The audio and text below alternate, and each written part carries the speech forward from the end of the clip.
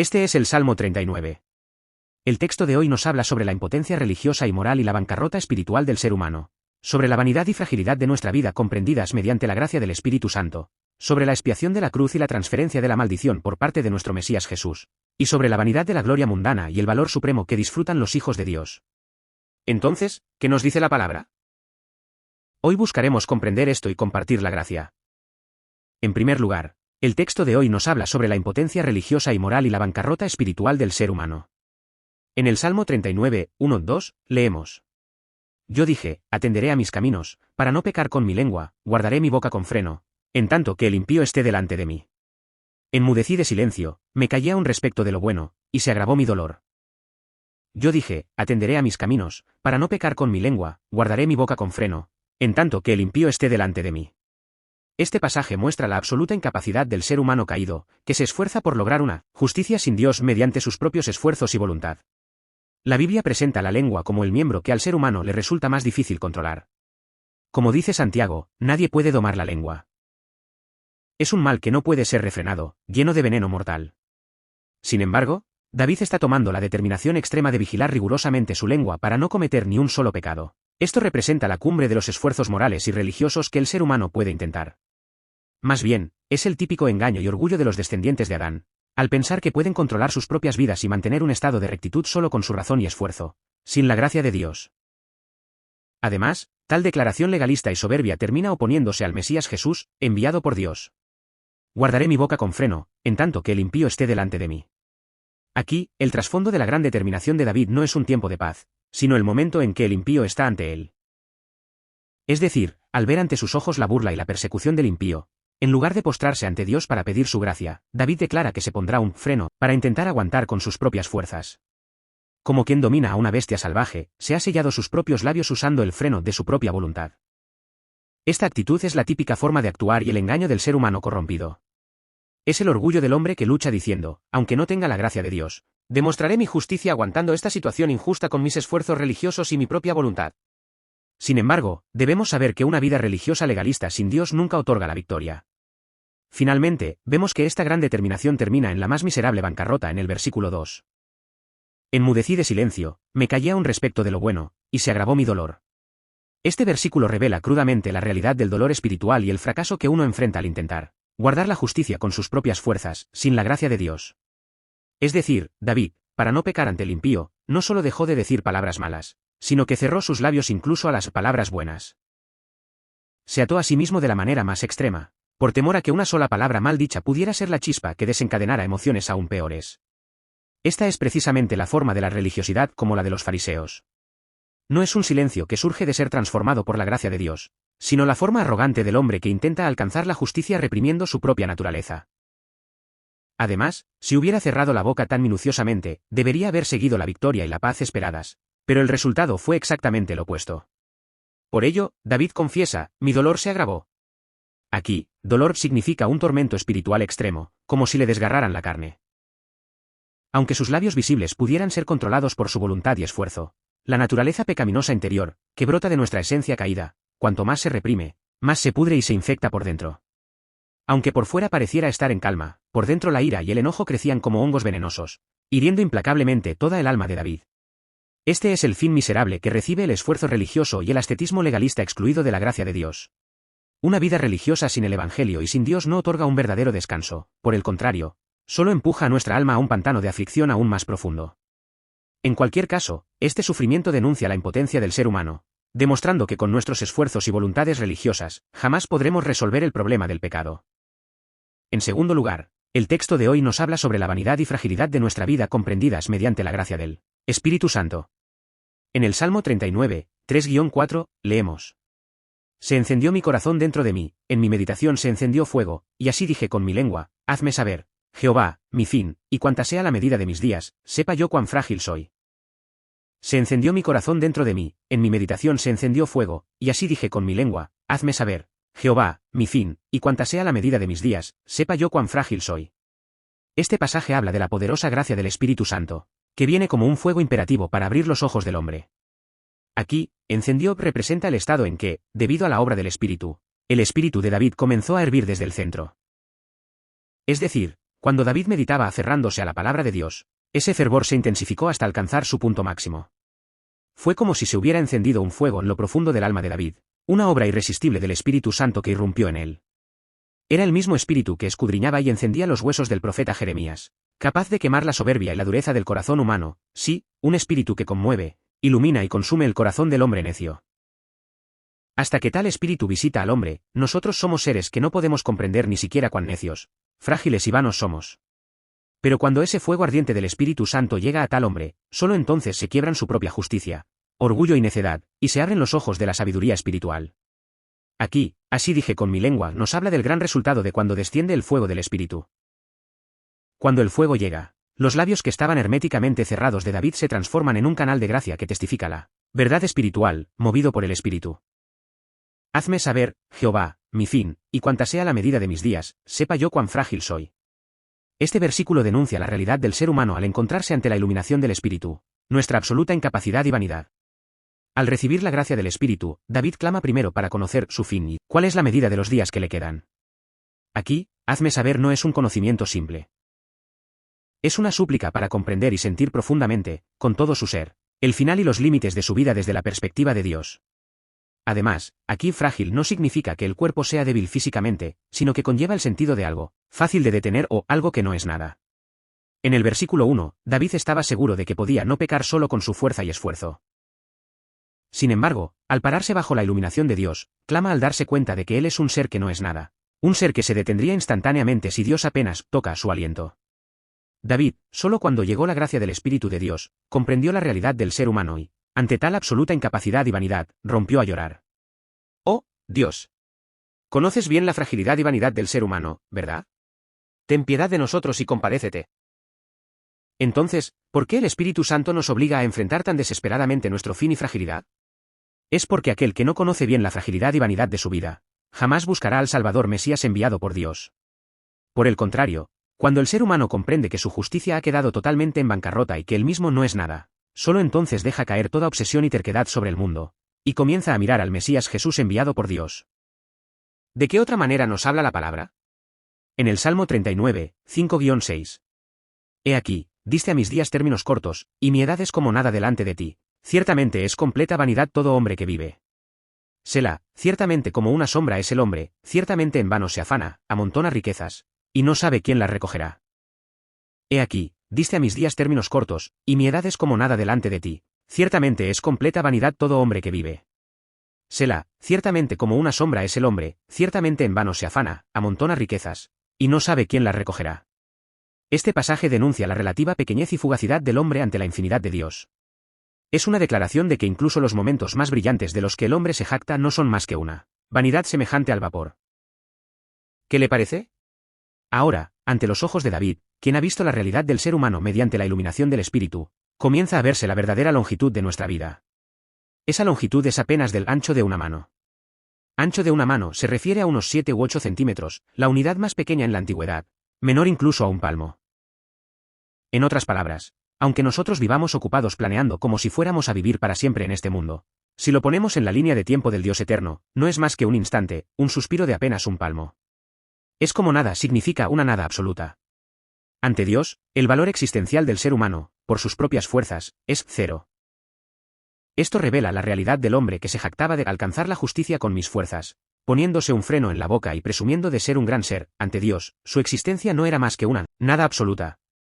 Aquí, todo hombre que vive, cuando está firme, señala ese momento de plenitud en que uno goza de salud, riqueza su honor y se jacta de que mi vida está segura. Sin embargo, David declara que incluso en ese momento cumbre, la realidad del hombre es completa vanidad, es decir, nada más que un poco de vapor o neblina. Si Dios simplemente toca ligeramente nuestro aliento, seremos un ser que desaparece instantáneamente. Ciertamente como una sombra es el hombre, ciertamente en vano se afana, amontona riquezas, y no sabe quién las recogerá. Este versículo denuncia el afán de la vida semejante a un espejismo, y la vanidad última de aquellos que viven lejos de Dios. Aquí, sombra significa la fugacidad y el espejismo de la existencia humana. Nosotros somos como una sombra sin sustancia, seres que aparecen y desaparecen por un momento. Pero el problema es que no nos damos cuenta de ello y actuamos como si fuéramos a vivir eternamente en esta tierra. Se afana significa zumbar como un enjambre de abejas o armar un gran alboroto. describe cómo nosotros, seres humanos que somos como sombras, vivimos ocupados sin descansar ni un momento, alborotando como locos por cosas vanas que no tienen ningún valor. Entonces, ¿cuál es el objetivo final de las personas del mundo que viven haciendo tanto alboroto? Es precisamente amontonar riquezas en esta tierra. Esto representa el estilo de vida ciego de todas las personas del mundo que no han comprendido el fin ni la vanidad de nuestra vida. Sin embargo, David se autoironiza sobre la vanidad de la vida diciendo, no sabe quién la recogerá. Aunque uno amontone riqueza y gloria haciendo alboroto día y noche, cuando llega el momento de la muerte, en el que Dios reclama ese aliento, uno ni siquiera sabe en manos de quién terminará esa riqueza. Esto es similar a la advertencia de Jesús, esta noche vienen a pedirte tu alma, y lo que has provisto, ¿de quién será? Así, este texto expone claramente cuán vano y miserable es el ser humano que vive entregando su vida a cosas mundanas que finalmente se pudrirán y desaparecerán. Entonces, ¿por qué David expone tanto la vanidad y fugacidad de nuestra vida? Es porque este evangelio comienza en el lugar donde el hombre ha colapsado totalmente, en el lugar de la nada.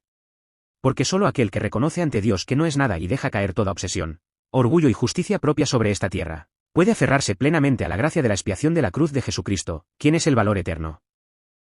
En tercer lugar, el texto de hoy nos habla sobre la expiación de la cruz y la transferencia de la maldición por parte de nuestro Mesías Jesús.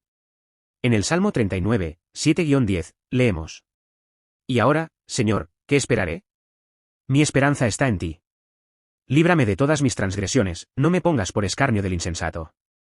Enmudecí, no abrí mi boca, porque tú lo hiciste.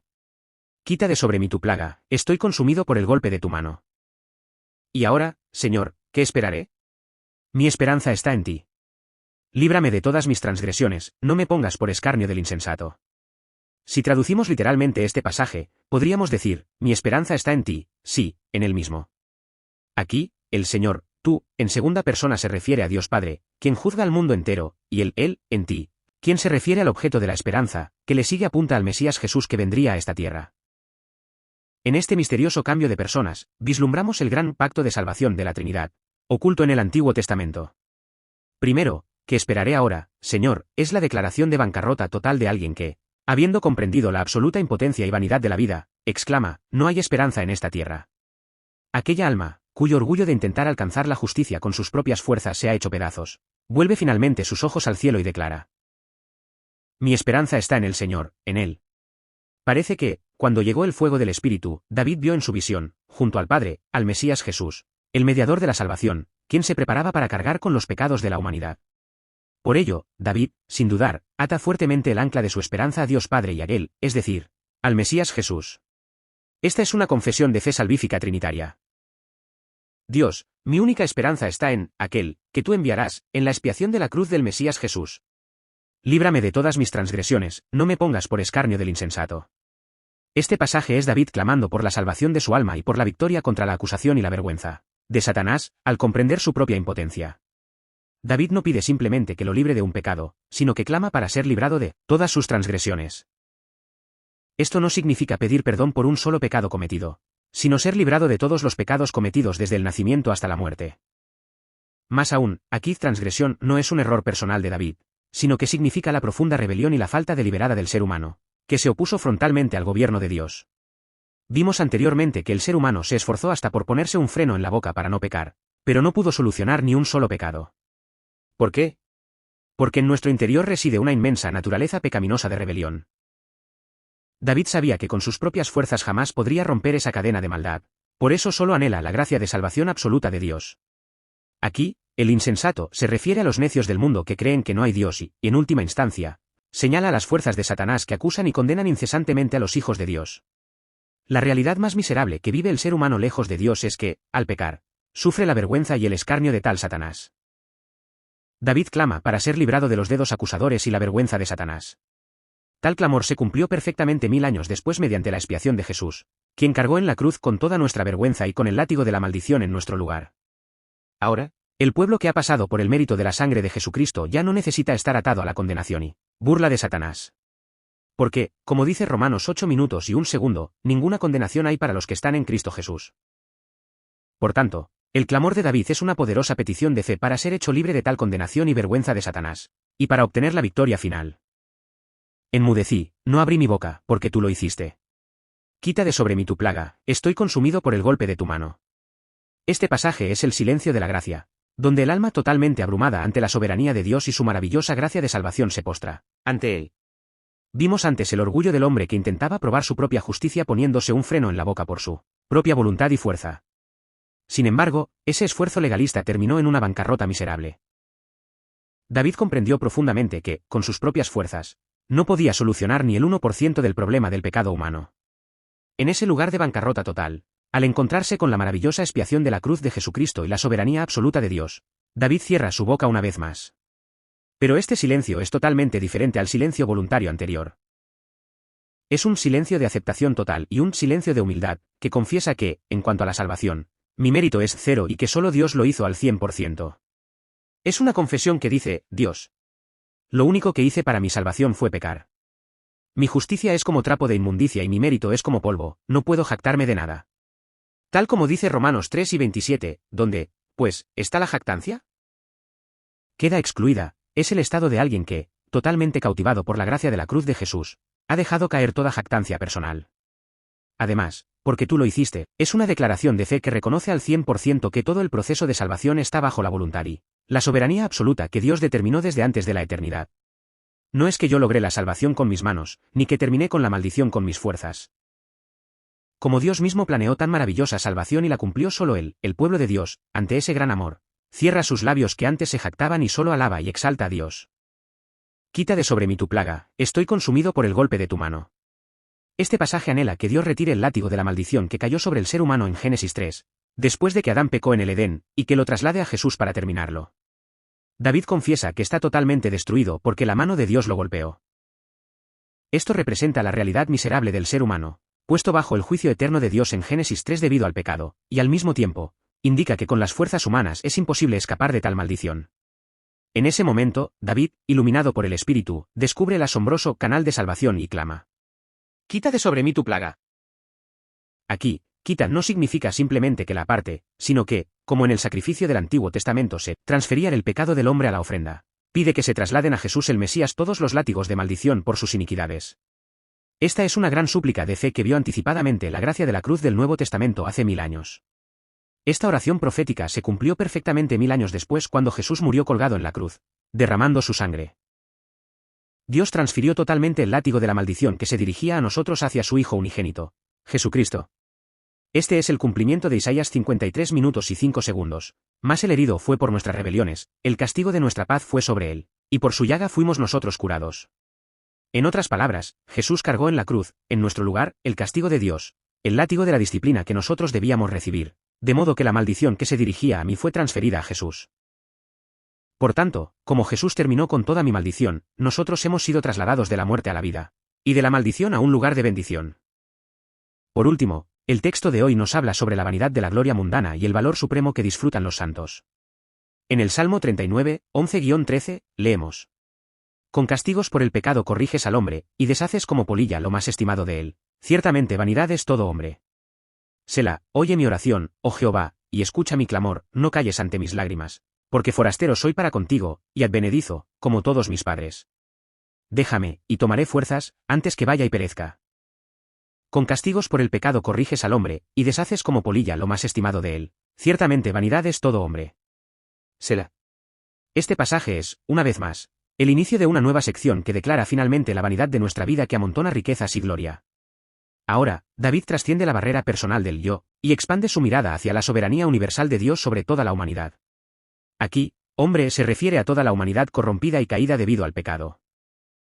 Castigos aquí no es el látigo por el pecado personal de David, sino el juicio de Dios sobre el pecado universal de la humanidad. Es decir, llegará el momento en que todo ser humano deberá comparecer ante el tribunal de Dios. Cuando tal juicio de Dios venga, la gloria del mundo que el hombre amontonó afanosamente, con tanto sacrificio, se desvanecerá como si la polilla la hubiera comido.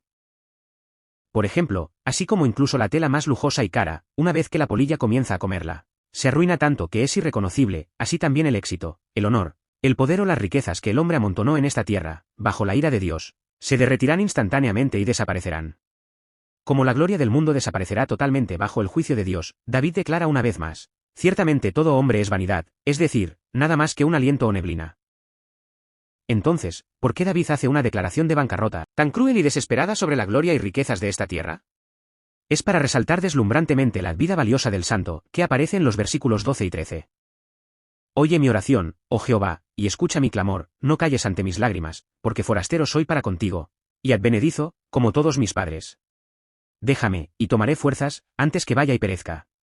Este pasaje muestra la ardiente comunión que el pueblo de Dios disfruta con él, habiendo considerado la gloria mundana como basura y habiendo recuperado la identidad de peregrino que camina con Dios en esta tierra.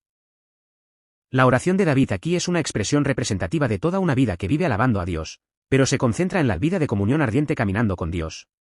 Aquí, lágrimas no son lágrimas de tristeza, sino lágrimas de comunicación que desbordan gozo, gratitud y amor, buscando la respuesta y el consuelo detallados en el seno de Dios. Además, la traducción correcta de soy forastero para contigo, es soy un peregrino que está con el Señor. Esta es la confesión de que la propiedad y la morada de nuestra vida no pertenecen a esta tierra, sino al reino de Dios eterno. Las personas del mundo, por error, creen que esta tierra es su hogar eterno y viven alborotadas como locos para amontonar gloria y riquezas. Pero el pueblo de Dios, despertado por el Espíritu, reconoce que esta tierra es solo una parada de paso y que la verdadera patria está solo en Dios, viviendo así, abandonando decididamente el apego a las cosas de este mundo. David declara que esta vida de peregrino no es un camino solitario suyo, sino un camino que recorrieron también todos mis antepasados. Al respecto, el autor de Hebreos en 11, 13-16 testifica, conforme a la fe murieron todos estos, confesando que eran extranjeros y advenedizos sobre la tierra. Pero anhelaban una mejor, esto es, celestial.